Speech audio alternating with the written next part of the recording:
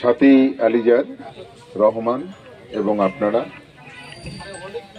আপনারা জানেন আমাদের ভারতবর্ষে একটা ফ্যাসিবাদী সরকার থাকার কারণে কর্মসংস্থান লুপ্ত।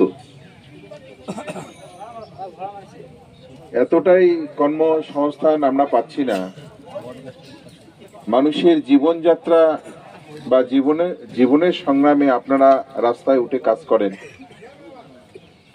যেভাবে আপনারা মানুষের পরিষেবা দেন, সেই পরিষেবা দিক থেকে এক শ্রেণীর মানুষ আছে যারা আপনাদের সর্বদাই বিব্রত করে। এরকম একটা অবস্থায় আপনাদের জীবনযাত্রা এবং আপনারা যে সংগ্রামটা সকাল ভোর থেকে শুরু করেন রাত অবধি, এবং আপনারা রুটি রুজির জন্যে এক এক রকম ভাবে